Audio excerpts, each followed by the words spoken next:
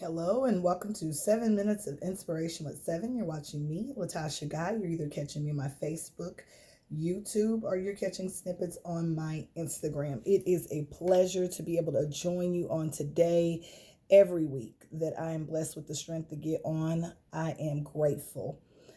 Today, I promise to keep it to 7 minutes. I get myself positioned.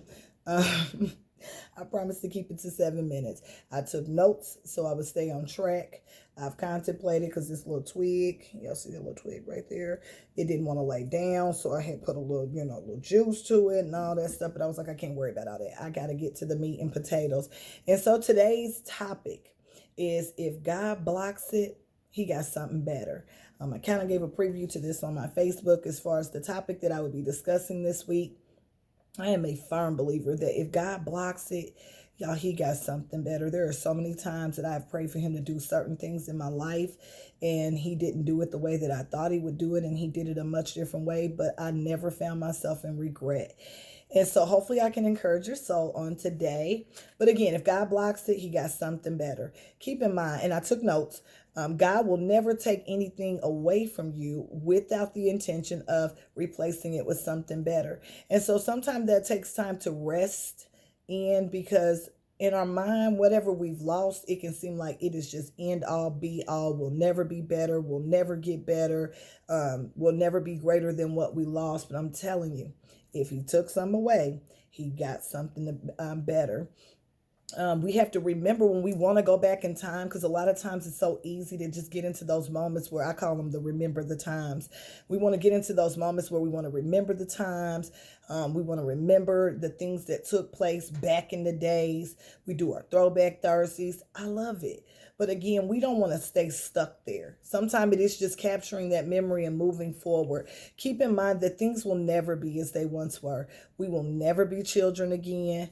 Our kids are going to grow up. I'm now under the observation of two adults. I have one daughter that's 18. I have another daughter that's 21. They have begun to embark on their life and their journey. So I can't go back to when they was 2 or 3. It's over. I have to parent them from the place where they're at now, still continuing to pour in my guidance through the experience and the wisdom that I've obtained throughout the years. But the bottom line is they will never be kids again. So I have to learn how to parent in a different way, learn how to enjoy them in a different way. Sometimes, honestly, you're going to be faced with losing loved ones. I've lost some very special people that were near and dear to me, and I mean, it hurt. But I don't think that I would have done them any justice to stay in that place of just remembering how things were. I truly did have to move forward. I know for at least it was months that while I was at work, I would run into this guy quite often, and this guy reminded me a lot of my father-in-law. Looked spitting image just like him. It was so bad that I called my mother-in-law. I had told my husband about it, but I had called my mother-in-law and I was telling her about it. I was like, I'm gonna just send you this picture. And when I sent her the picture, she was like, this is a replica. The last time that I seen the man, I had seen the man over in the Fishers area, and we were chatting, and I literally was in the gas station and I seen this man, and I had promised myself if I ever seen this man again, I had to take his picture. No one would believe me how much he reminded me of my father-in-law. But again, when I would see this man, it was like I would have a rough day, and that would be the peace that I needed. And so I asked the man, could I take his picture? He gracefully allowed me to. And I just told him, I was like, every time I see you, I'm having a rough day, but I seem to run into you. And I just broke down and began to cry, because my father-in-law truly was my peace. He was my venting place. Was where I could go and talk to and bounce ideas off, and he would listen, just like we were journeying on to that next place. And so, that man reminded me, he said, he lives in you. You don't have to keep going back to that place of how things used to be. You just need to move forward and make sure that you're continuing to make him proud. And that was peace for me. Another thing is what will rob us and block us from moving forward into those next steps that God has for us is trying to hold on to things. Realize even with jobs, they come and go. I've been on jobs for a while, been on jobs for a little bit. Each opportunity has brought forth new experiences. Relationships, sometimes, guys, they end. Friends, sometimes friendships can go sour. Sometimes even we want to reminisce back to our youth and how great things used to be. But just keep in mind, when God moves you forward, when those certain areas that you're dealing with, God begins to block certain things, it is working out for your good. Which each loss, it takes tremendous faith to say, God, I'll trust you.